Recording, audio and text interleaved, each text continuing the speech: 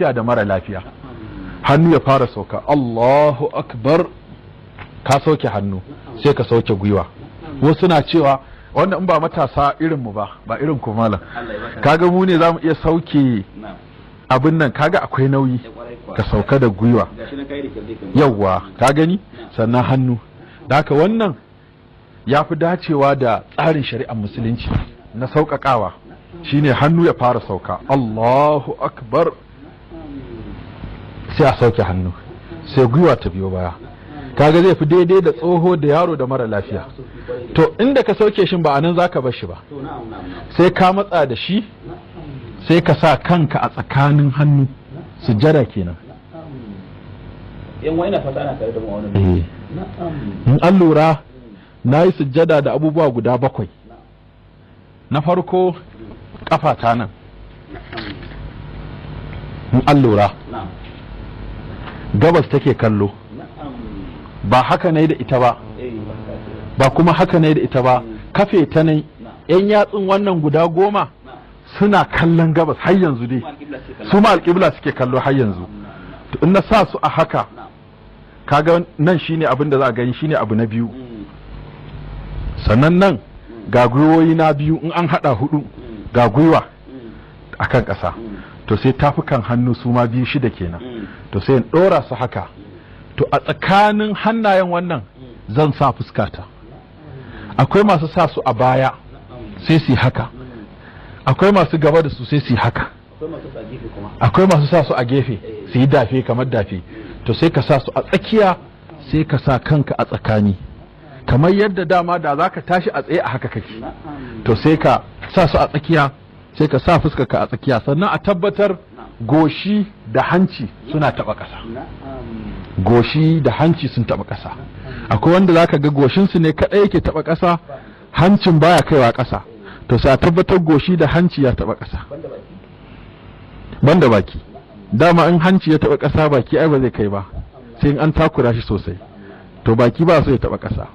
Subhana rabbiyal a'la, subhana rabbiyal a'la, subhana rabbiyal a'la, shi za a yi ta yi daga 3 abin da ya sama har mutum ya ɗago. In liman ne kai ya wuce 3, daga 3 zuwa kaɗan ya ƙara, saboda mamu kala kala ne, akwai mara lafiya, akwai mai uzuri, akwai mai kaza. In kai kaɗai ne kai ta yi har sai ka gaji. Haka hannaye suke. Allahu akbar, sai a ɗago a zauna. In ka zauna sai ka mai da hannunka kan nan wajen zaman,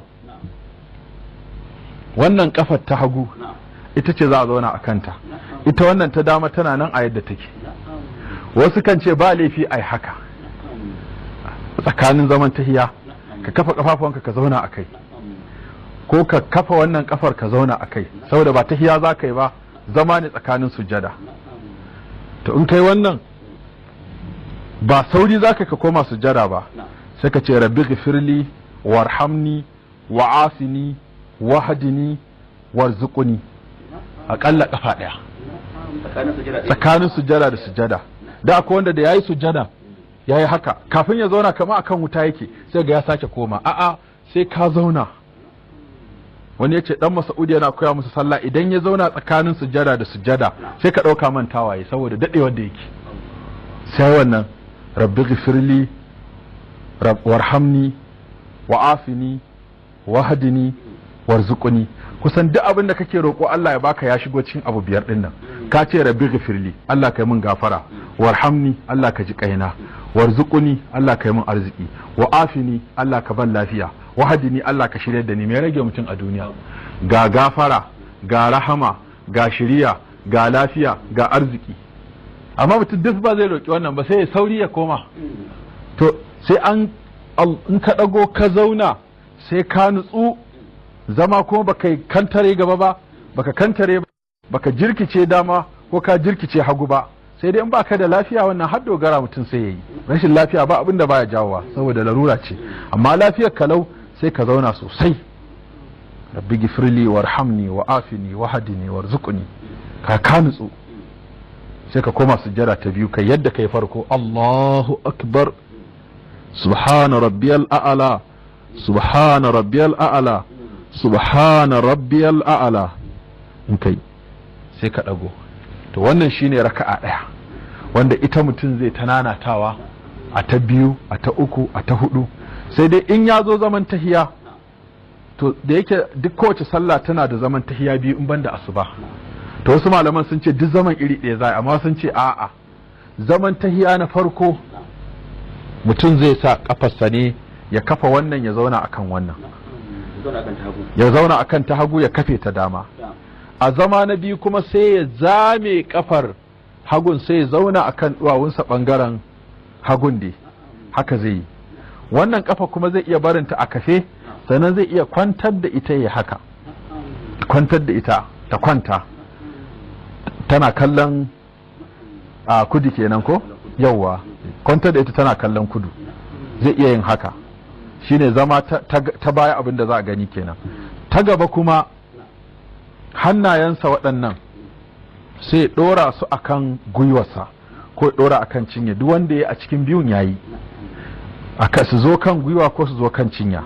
To wannan in yatsu biyar din sai miƙe su na hannun hagu kawai ɗora su kawai ba abin da za su yi, su ko na hannun dama ƙwaya biyar ne dama, sai dai wanda kuma kawai samu bambanci halitta ko ƙari ko rage, amma biyar din nan sai uku ya ɗora su, biyu waɗannan uku sai ya dunkule su, waɗannan biyun sai ya ɗora wannan ƙarƙashin wanda ake kira musabbaha ko sabbaha ko sabbaba ko manuniya, to sai ya ɗora ta a haka ko ya ɗora a haka ko ya ɗora a haka, ma'ana ya sa hannun akan kaifinsa.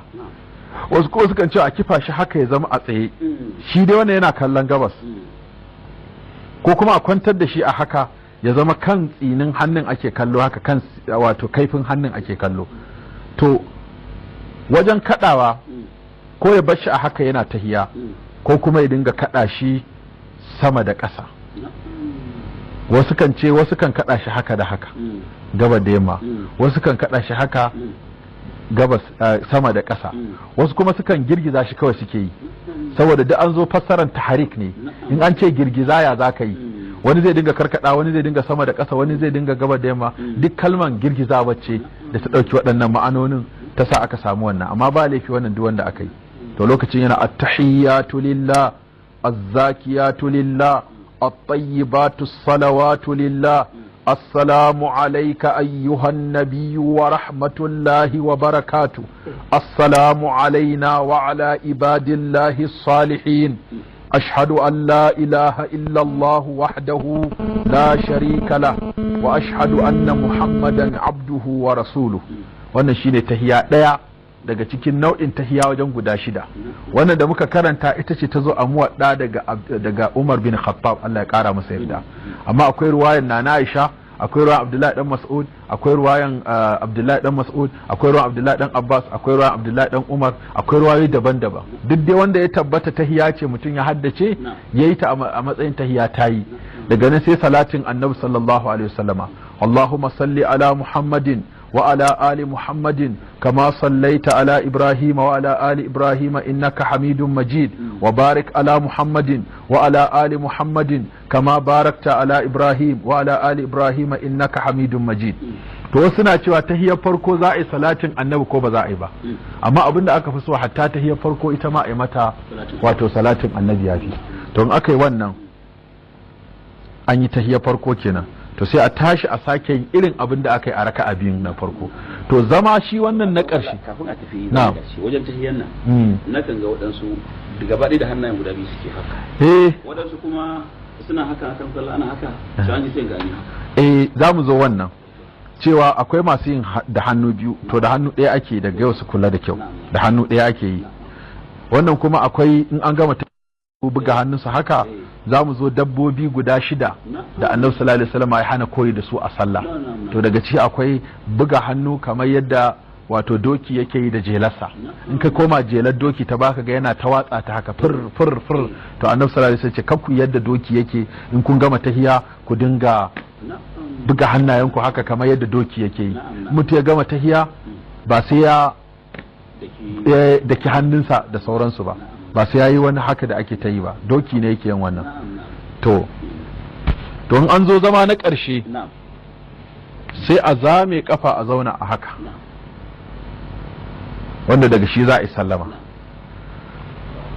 to in mutum ya gama tahiyar da zai sallama yana daga zaune duk guraren da aka fi kusakuran manya su dama annabi sallallahu alaihi wasallam ya koya musu salati nan muke tsayawa a kararin to in ya zauna haka ya gama tahiya to ana so ya roki Allah ya tsare shi sharrin abubuwa hudu Allahumma ni a'udhu bika min azabi jahannam wa min azabil qabri wa min fitnatil mahya wal mamat wa min sharri fitnatil masihid dajjal. Waɗannan fitinar jahannama, fitinar rayuwa da mutuwa, fitinar azabar kabari da fitinar dujal, kafin mutum ya sallama ya roki Allah wannan ya tsare shi waɗannan abubuwan guda hudu. To in an zo sallama, assalamu alaikum wa rahmatullah, assalamu alaikum wa rahmatullah. Na ga wasu hadda kansu gaba ɗaya, assalamu alaikum wa rahmatullah, assalamu alaikum wa rahmatullah, kaga yana rangaji yana yawo. Iya kanka na ake so ya juya, domin sahabbai sun ce idan annabi sallallahu alaihi wasallam ya salama muna hango kumatunsa na dama da na hagu, kenan kansa kawai yake juyawa ba gangar jikin gaba ɗaya ba, iya kai ne, wuya ne kaɗai yake juyawa. Assalamu alaikum wa rahmatullah, assalamu alaikum wa rahmatullah. Game da sallama an ruwaito annabi sallallahu alaihi wasallam yayi sallama kashi har guda hudu. Duk wacce mutum ya dauka yana yi daga ciki yayi sallama. Na farko yakan ce assalamu alaikum wa rahmatullah, assalamu alaikum wa rahmatullah, kala ɗaya kenan. Ko ya ce assalamu alaikum wa rahmatullahi wa barakatuh, assalamu alaikum wa rahmatullah. Wace assalamu alaikum wa rahmatullah, assalamu alaikum. Ko ya kwaya ɗaya ce assalamu alaikum, yana sallama ɗaya tak. To duk wannan ya zo. To dabbobin da aka hana koyi da su guda 6 a cikin sallah, na farko annabi sallallahu alaihi wasallam ya hana mu tsugunno irin tsugunnan biri. To tsugunnan biri haka biri yake tsugunnansa, ya buɗe kafarsa ya zauna a cikinsu, shi ne tsugunnan biri. Kaga ba a kan kafa aka zauna ba, buɗe kafa aka zauna a tsakaninta, wannan shi ne tsugunnan biri. Da ko masu haka, akwai masu haka su haɗa kafa biyu, a ɗora ɗaya kan ɗaya, da kuma buɗawa haka a shiga cikinsu, shi ne tsugunnan biri.